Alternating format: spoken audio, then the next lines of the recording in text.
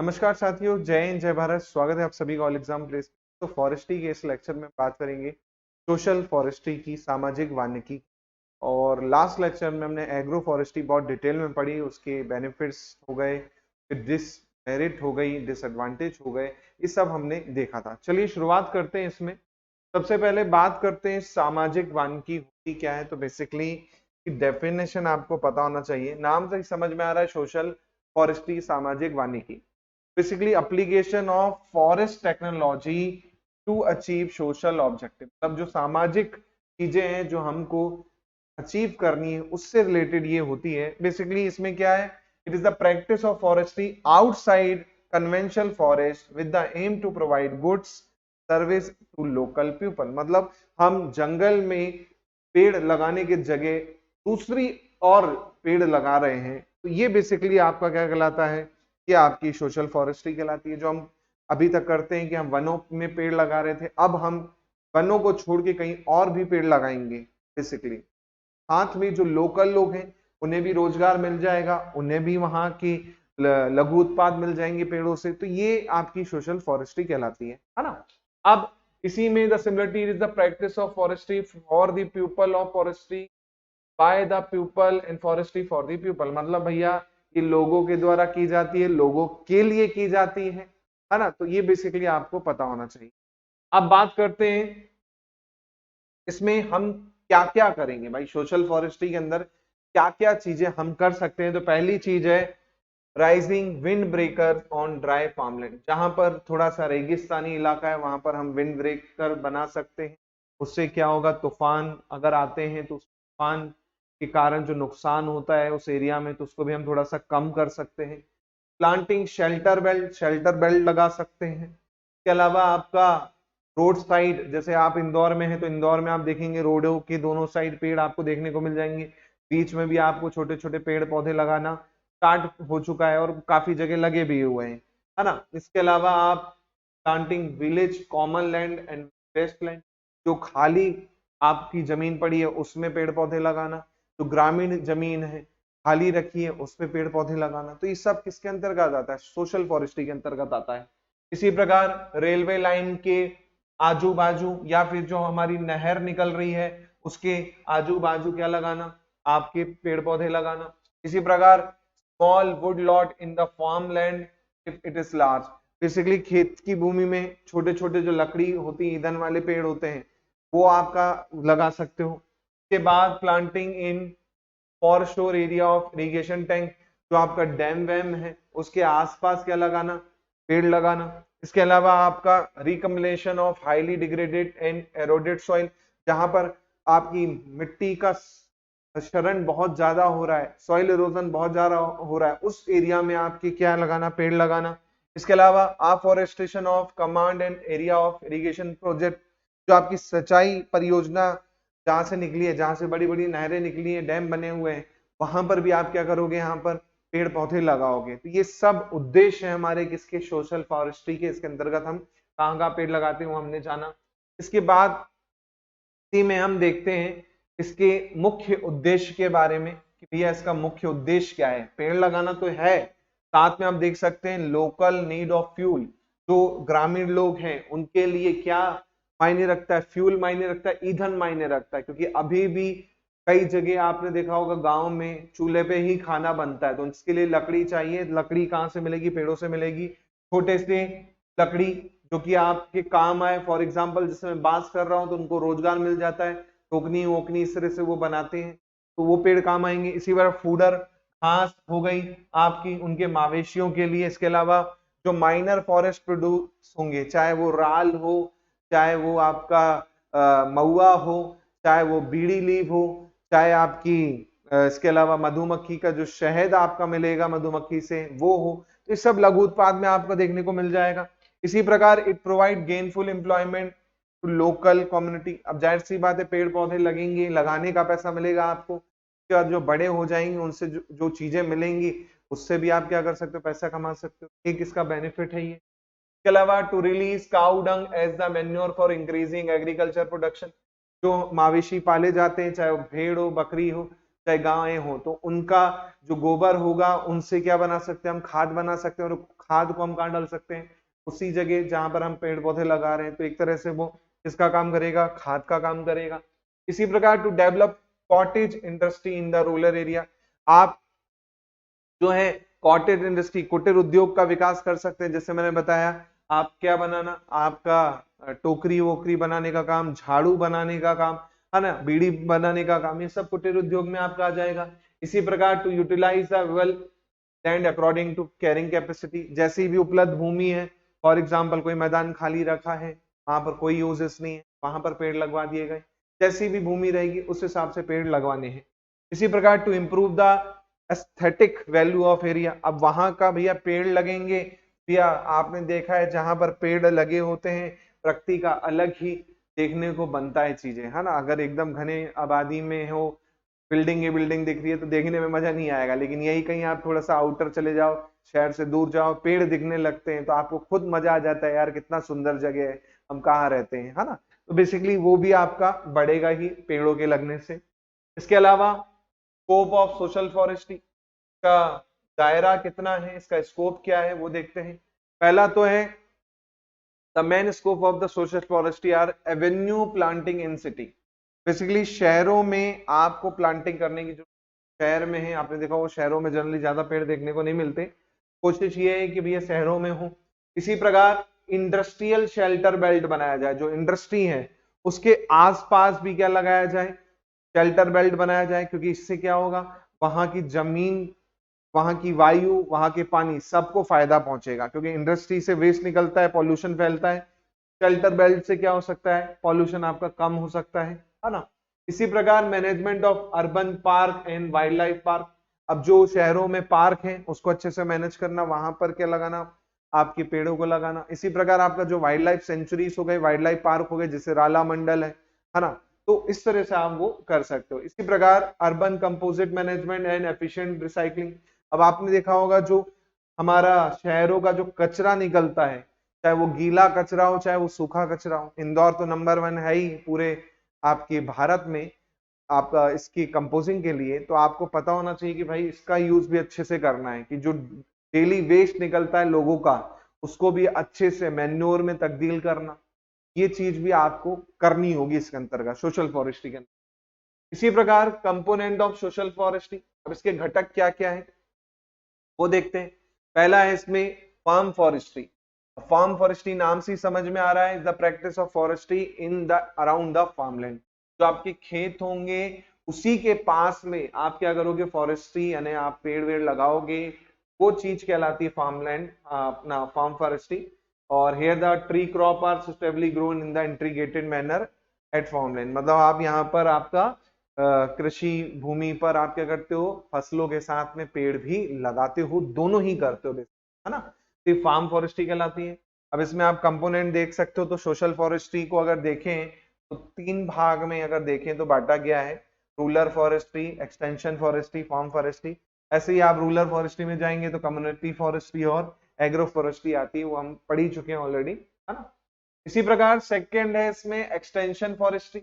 अब extension forestry में क्या होता है, इसमें forestry away from the conventional forest area with the object to increasing vegetative cover, basically पारंपरिक वन क्षेत्रों से दूर, मतलब जहां पर जंगल है उनसे थोड़ा सा दूर, वहां पर क्या करना है, उसका उद्देश्य क्या है, वनस्पति का आवरण को बढ़ावा देना है। मतलब जहां पर खाली एरिया है, जहां पर पेड़ पौधे नहीं है लेकिन जंगल के से थोड़ा दूर भी है, वहां पर हमको क्या करना है, पेड़ पौधों को लगाना है। इसमें मिक्स फॉरेस्ट्री आ जाती है, शेल्टर बेल्ट आ जाते हैं, लीनियर स्ट्रिप प्लांटेशन आ जाता है ना। तो मिश्रित वन की आ जाएगी, इसमें मिश्रित टाइप के वन लगाएंगे या और कुछ भी चीजें कर सकते हैं। इसके अलावा शेल्टर बेल्ट बहुत इंपॉर्टेंट है ना, साथ में एक क्यारी लगा दे आपके पेड़ों की, है ना, तो ये इसके अंतर्गत आता है।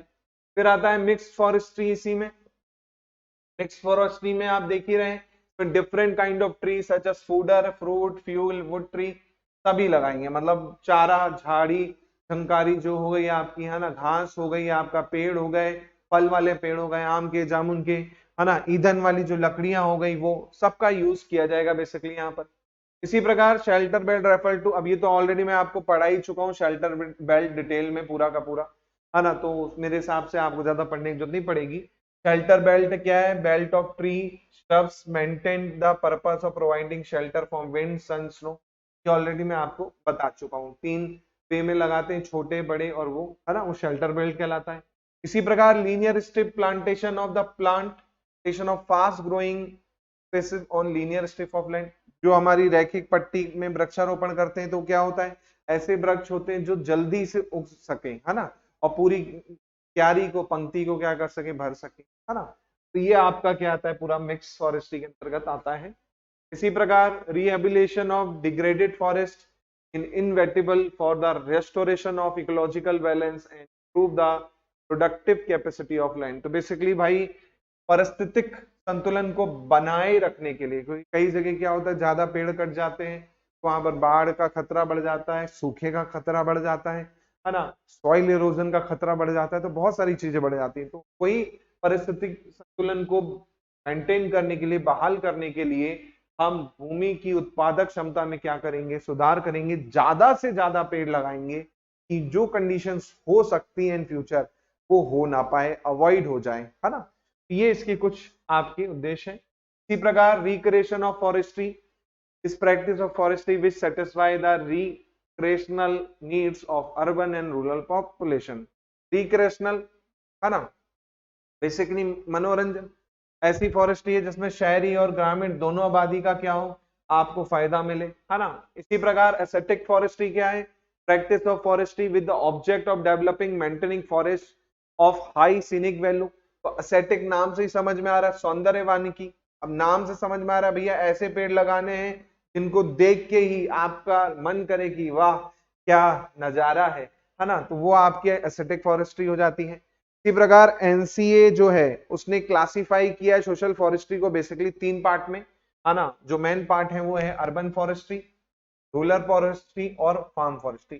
3 पार्ट में एनसीए ने इसको क्या किया है, क्लासिफाई किया है। तो यहाँ से क्वेश्चन बन सकता है एनसीए ने कितने फॉर्म में किया है क्लासिफाई? 3 फॉर्म में किया है, रूरल, फार्म और आपकी अर्बन, ठीक है।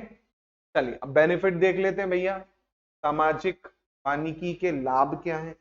सामाजिक वानिकी के लाभ तो एक यही है कि भैया ईंधन और घास फूस खाना जो होगा मवेशी का वो बढ़ेगा। इसी प्रकार एम्प्लॉयमेंट बढ़ेगी, भाई लोगों को आप काम पे लगा सकते हो प्लांटेशन के लिए।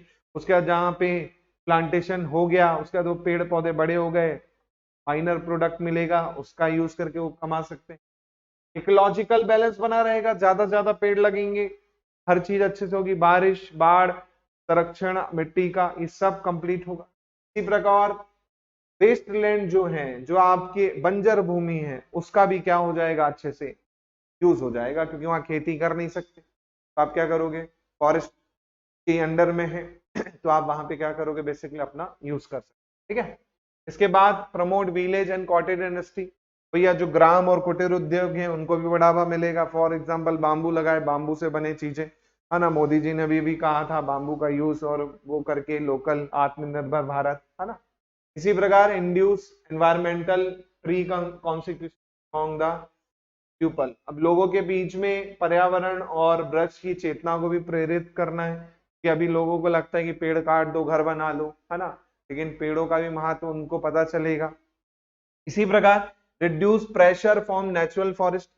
नेचुरल फॉरेस्ट में प्रेशर कम हो जाएगा। अगर सभी लोग अपने घर में एक पौधा लगाने लगे, एक पेड़ लगाने लगे, तो आप सोचो हमें वादियों में घूमने जाना पड़ेगा क्या? क्यों हम वादियों में भागते हैं कि चलो गर्मी आ गई मनाली चलते हैं? क्यों यहाँ का टेम्परेचर इतना बढ़ते जा रहा है? दिन प्रतिदिन आप देख रहे हैं कि हमारा टेम्परेचर जो है पृथ्वी का बढ़ रहा है। रीजन यही है, अफॉरेस्टेशन। हम क्या कर रहे हैं, बेसिकली पूरे फॉरेस्ट को काटते जा रहे हैं और पूरी चीजें खत्म करते जा रहे हैं, और फिर बोलते हैं अरे गर्मी बहुत हो रही है ना। इसी प्रकार स्टेबलाइज एग्रीकल्चर प्रोडक्शन, आपकी कृषि उत्पादन को भी क्या करना होगा, स्थिर हो जाएगा, और बाकी सब चीजें भी सही हो जाएंगी, है ना। अब बात करते हैं सर एग्रो फॉरेस्ट्री और सोशल फॉरेस्ट्री में डिफरेंस क्या है, कई बार पूछ सकता है आपको, या आपको भी पता होना चाहिए। पहले तो डेफिनेशन से ही समझ में आ रहा होगा, डेफिनेशन से ही कि भाई it is the land use system by which agriculture crop are grow along with tree animal on same land management unit with some spatial और टेम्पोरल मैनर। तो ऑलरेडी एग्रो फॉरेस्ट्री में आपको पढ़ा चुका हूँ, जहां पर एग्रीकल्चर लैंड पे आप फसलों के साथ पेड़ लगाते हो और अपने मवेशियों के लिए भी इवन आप क्या करते हो, पेस्चर लैंड का यूज करके बाकी चीजें कर सकते हो। इसके अंदर भी मैंने काफी चीजें पढ़ाई, सिल्वो पेस्चर लैंड, एग्रीकल्चर सिल्वो पेस्चर वाला, तो वो चीज होती है। और जबकि सोशल फॉरेस्ट्री क्या है? Social forestry is the practice of forestry of the people, forestry by the people and forestry for the people. लोगों के लिए, लोगों के द्वारा और लोगों के लिए ही ये आपकी होती है सोशल फॉरेस्ट्री। अब बात करते हैं इंपॉर्टेंट विचार की। इसमें क्रॉप इंटर रिलेशनशिप होता है भैया, एक फसल से दूसरी फसल का इंटरकनेक्शन होता है। पेड़ लगा है, इसके अलावा हमने क्या लगाया, वहां पे फसल लगाई है ना। रूटिंग वेवियर, रूटिंग वेवियर मतलब आपने देखा था कि जो गहरे पानी की जो गहरी जड़ें होती हैं वो ज्यादा बेनिफिशियल होती हैं, क्योंकि फसल की जड़ जो होगी छोटी होगी। ऐसे पेड़ नहीं लगाने हैं जो कम गहरी जड़ वाले हों, क्योंकि पूरा न्यूट्रिशन क्या कर जाएंगे, अकेले चट कर जाएंगे। इसके अलावा इसमें आपने डिसएडवांटेज में देखा था एलोपैथिक इफेक्ट, कई ऐसे पेड़ होते हैं जो रसायन छोड़ते हैं, वो नहीं लगाना चाहिए फसलों से। फसलों में क्या होगा, उन रसायनों के कारण कीड़े आएंगे, कीड़े से फसलों को भी नुकसान पहुंचेगा। जबकि इसमें क्या होता है, specific suitability for that side, local people need and demand. Basically जो आपका एरिया है उस एरिया के लिए कौन सी प्रजाति अच्छी है, लोकल लोग क्या लेना चाहते हैं, लोकल लोगों की डिमांड क्या है, उसकी मांग के हिसाब से हम वहां पर वो लगाते हैं। इसी प्रकार इकोनॉमिक पॉइंट ऑफ व्यू से देखें, पेड़ और कृषि का संयुक्त दोनों फसलें मिलती हैं भाई साहब इसमें, जबकि यहाँ पर आपका पॉजिटिव इकोनॉमी मैन लेके चलते हैं, है ना। इसी प्रकार इसमें क्रॉप कंपोजिशन की बात करें तो एग्रीकल्चर क्रॉप, साथ में पेड़ होते हैं और आपके जानवर भी आप पालते हो। लेकिन यहाँ पर सोशल फॉरेस्ट्री में केवल किसकी बात होती है, पेड़ों की बात होती है। पेड़ों को लगाना है, जानवर से फसलों से कोई लेना देना नहीं है। इसी प्रकार प्लांटेशन साइड आपकी एग्रो इकोनॉमी में, एग्रो फॉरेस्ट्री में बेसिकली क्या होती है, ड्राई लैंड होता है और फार्म लैंड होता है। जो आपका सूखी भूमि है, बंजर भूमि है, वहां पे शुष्क भूमि है। जबकि यहाँ पर जो वेस्ट लैंड है, वेस्ट बंजर भूमि हो गई, जो आपका कम्युनिटी लैंड है, जो सामुदायिक है, ग्राम पंचायत का, है ना। इसी प्रकार पंचायत का जो वो है मार्जिनल लैंड है ना, एकदम बॉर्डर इलाके हैं, रेलवे ट्रैक के पास वाला है, नदी के किनारे वाला है, तो वहां पर हम ये प्रेफर कर सकते हैं। इसके अलावा इसमें आप लोगों का सहयोग कठिन है, जाहिर सी बात है कि लोग चाहते हैं कि हम ज्यादा से ज्यादा फसल से कमाएं, तो फसल से ज्यादा कमाएंगे ऑब्वियसली। अगर पेड़ लग जाएंगे तो मे भी आपका फसल थोड़ी कम होती है, वो आपने लास्ट लेक्चर में देखा था। लेकिन यहाँ पर willing is more to cover unproductive barren land, तो यहाँ पर मेन फोकस किस पे होता है, जो बंजर भूमि है जहां पर कृषि करी नहीं जा सकती, वहां पर हम क्या लगाएं, पेड़ लगाएं, है ना। इसी प्रकार मैनेजमेंट की बात करें तो इसका मैनेजमेंट थोड़ा सा कॉम्प्लिकेटेड होता है और इसका मैनेजमेंट थोड़ा सा सरल होता है किसकी तुलना में, एग्रो फॉरेस्ट्री की तुलना में। इसी में नीड ऑफ रिसर्च में आपने देखा था इंटेंसिव रिसर्च होगी, मैंने आपको बताया था मैक्रो और माइक्रो डिजाइन, पूरा सर्वे होता है लैंड का, उसके बाद फिर वहां पर कौन सी फसल, कौन सा वृक्ष, कौन से जानवर सुटेबल हैं, तो ये चीजें मैंने देखी बताई थी। तो इसमें थोड़ा सा आपने देखा है कि कठिन होता है, लेकिन यहाँ पर ऐसा कुछ नहीं है, बंजर भूमि रखी हुई है, आप सुटेबल जो वो है उस हिसाब से वहां पर देख सकते हैं कि कौन से पेड़ वहां के लिए अच्छे रहेंगे, है ना। तो ये हो गई आपकी क्या है, दोनों में डिफरेंस जो आपको पता होना चाहिए था, एग्रो इकोनॉमी, एग्रो फॉरेस्ट्री और सोशल फॉरेस्ट्री की। चलिए अब सोशल फॉरेस्ट्री का ही छोटा सा टॉपिक है, इसके अंदर आती क्या, अर्बन फॉरेस्ट्री, नाम से ही समझ में आ रहा है, शहरी वानिकी। शहर में हम क्या करेंगे, पेड़ों को लगाएंगे, जहां भी जगह मिलेगी रोड के इधर उधर दोनों साइड, वहां पर रोड के बीच में जहां पे डिवाइडर होता है वहां पर ज्यादा से ज्यादा पेड़ों को वो करना है। तो वही चीज है कि urban forestry is specialised branch of forestry that is own objective cultivation management of tree for present and potential contribution to psychological sociological economical well-being of society। तो इतनी बड़ी डेफिनेशन दे दिए भैया, एक वानिकी की विशिष्ट शाखा है जिसमें समाज के मनोवैज्ञानिक, सामाजिक, आर्थिक कल्याण में वर्तमान और संभावित योगदान के लिए पेड़ों की खेती और उसका क्या किया जाता है, प्रबंधन किया जाता है ना। तो भैया सामाजिक आप लोगों के लिए कर रहे हो, शहर में साइकोलॉजिकल उनकी संतुष्टि के लिए कि क्या हमारा शहर अच्छा है। जैसे कोई इंदौर में आता है तो उसको अपना शहर थोड़ा कम अच्छा लगता है, क्योंकि इंदौर इतना हरा भरा है, बढ़िया सा, है ना, जहां देखो कहीं भी रोड में निकल जाओ पेड़ आपको दिखेंगे, है ना। तो बहुत अच्छा प्रबंधन है इंदौर का। इसी प्रकार आप देख सकते हो, ये इंदौर की सड़क तो नहीं है, लेकिन इंदौर जैसी ही है भाई साहब, है ना। आप देख सकते हो यहाँ पर ये रोड है, रोड के आजू बाजू बहुत शानदार पेड़ लगे हैं, बढ़िया से पूरी रोड को भी घेर रहे हैं, है ना। तो ये आपका सोशल फॉरेस्ट्री होता है, अपना अर्बन फॉरेस्ट्री होता है कि शहर के अंतर्गत पेड़ों की क्वांटिटी को अच्छे से आप क्या कर रहे हो, मेंटेन करके रख रहे हो, है ना। इसी प्रकार it is the application of forest technology for benefit of urban people. जाहिर सी बात है भैया, शहरी लोगों के लाभ के लिए वन प्रौद्योगिकी का एक अनुप्रयोग है। इसी प्रकार urban forestry define is the aggregate of all vegetation and green spaces with in the community that provide benefit vital and enriching quality of life. तो बेसिकली भैया शहरी वानिकी का समुदाय के भीतर सभी वनस्पति और हरे भरे स्थानों को समुच्चय के रूप में परिभाषित किया गया है, जो जीवन की गुणवत्ता को समृद्ध करने के लिए इंपॉर्टेंट है। कि भैया ज्यादा पेड़ रहेंगे, पॉल्यूशन कम होगा, लोगों में अच्छा इफेक्ट पड़ेगा उनकी हेल्थ पे, तो ये लोगों के लिए ही है ना।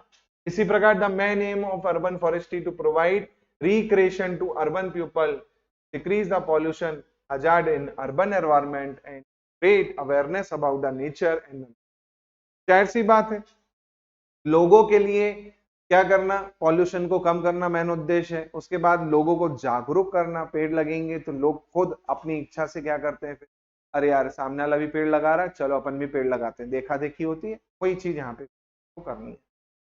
इसी प्रकार it include multi-managing systems such municipal watershed management, wasteland habitat, outdoor recreation opportunities, landscape designing, recycling of municipal wastage and tree care in general।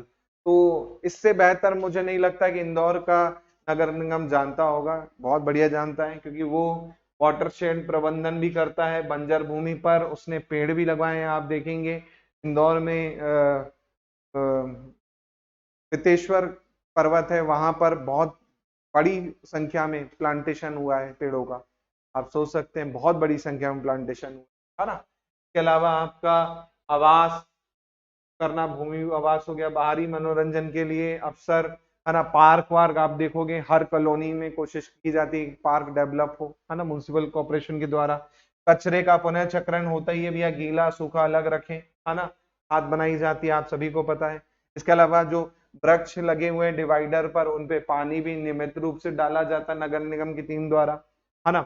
ये चीजें हैं। इसके अलावा create avenue, urban park, wild life park, industrial shelter belt, urban composite and wilderness of trial. तो basically ये सब चीजें हो रही हैं, रास्ते चौड़े कर रहे हैं, शहरी पार्क आप बना रहे हो अच्छे अच्छे, हर कॉलोनी में एक वन्य जीव पार्क है ही है ना।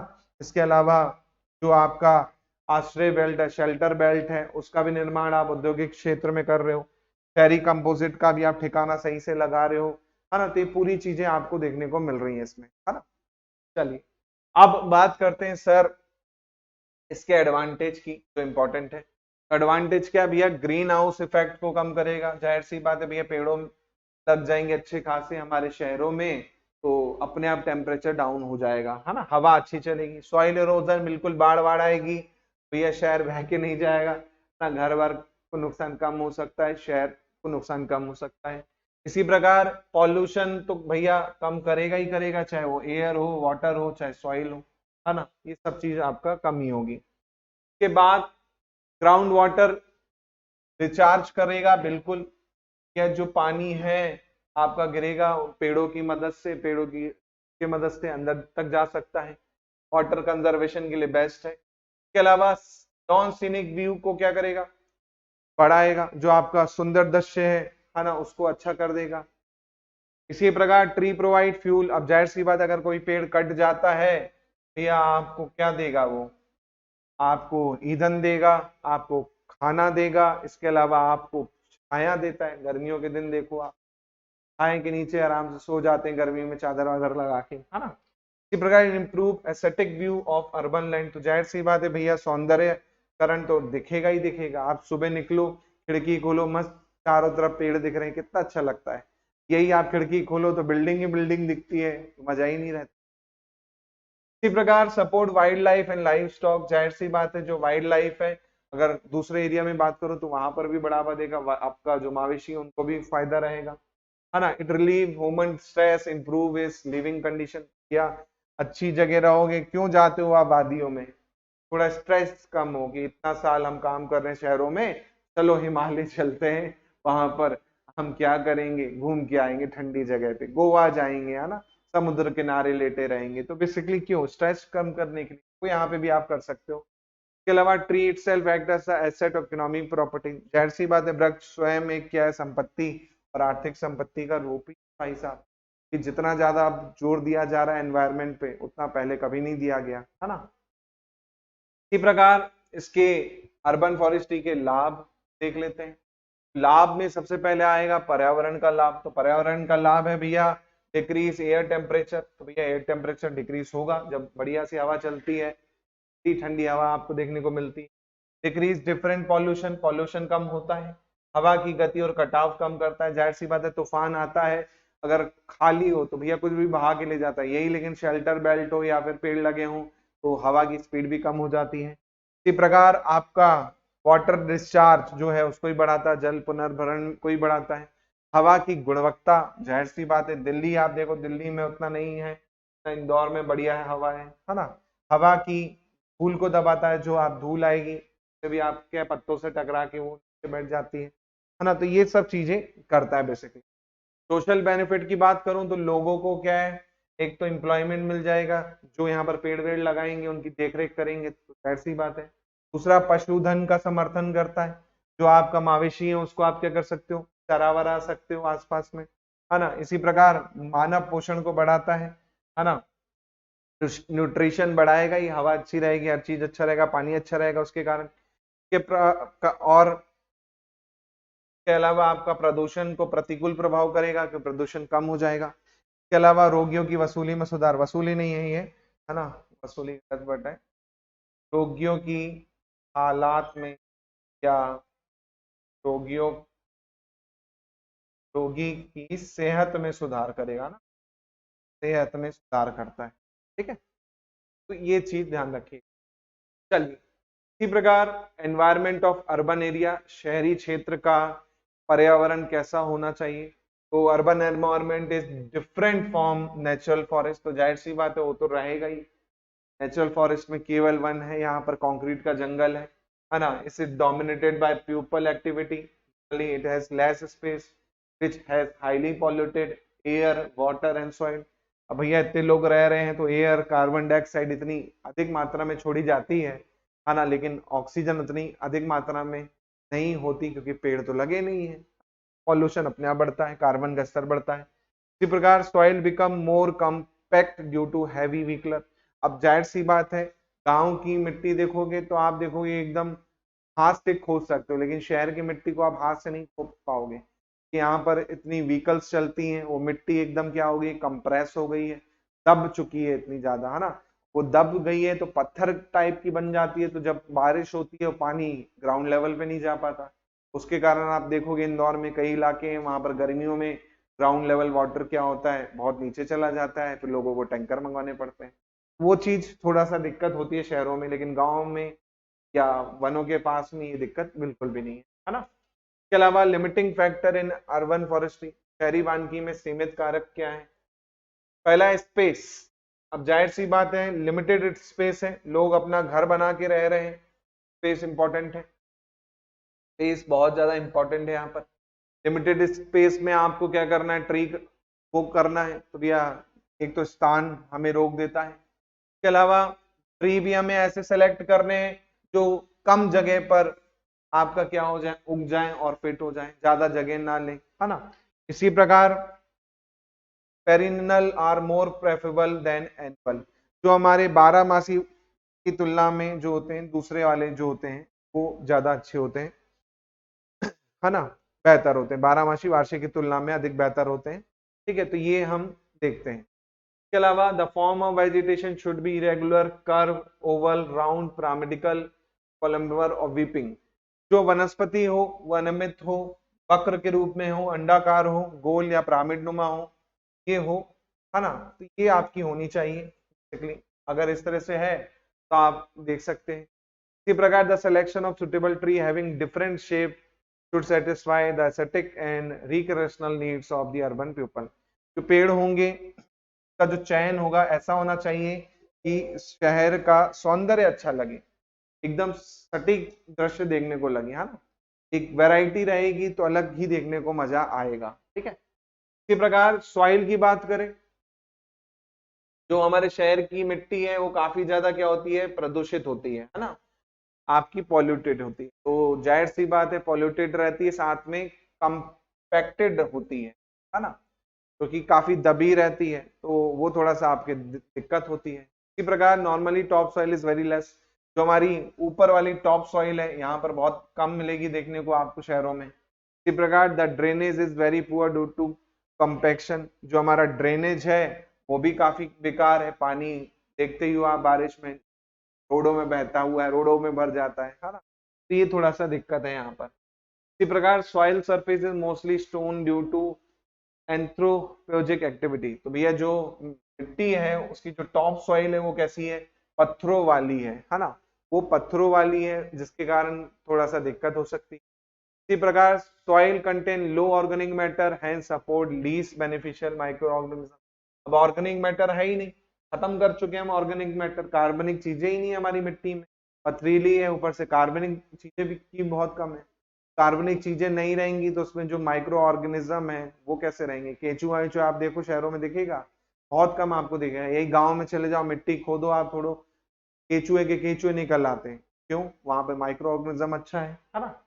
इसी प्रकार माइक्रो क्लाइमेट की बात करूं, जो आपका यहाँ का टेम्परेचर है वो जाहिर सी बात है ज्यादा है, air temperature higher than surrounding.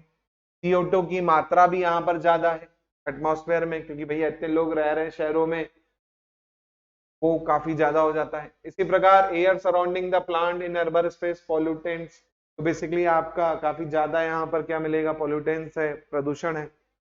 हवा भी काफी वो है, इसके अलावा ह्यूमिडिटी भी काफी लो है ना, और जो आपकी हवा है वो भी काफी कम धीरे हो जाती है, क्योंकि यहाँ पर बिल्डिंग्स हैं, घर हैं, तो हवा आती भी है चलती भी है तो उतना अफेक्ट नहीं हो पाता। लेकिन यही आप गांव जाते हो तो देखो कैसी हवा लगने लगती है, लगता है कि कहीं कहाँ पे आ गए हैं, एकदम लगता है कि कहीं हम बढ़िया से हिल स्टेशन में आ गए। थोड़ा सा ही आप शहर से बाहर निकले गाँव की ओर, हाईवे में चले जाएं, कितनी मस्त हवा चलती है। रीजन यही है कि भैया वहां पे बिल्डिंग नहीं है, वहां पे पेड़ ज्यादा है, यहाँ पर बिल्डिंग है, इसलिए हवाएं आपको नहीं देखने को मिलेंगी, है ना।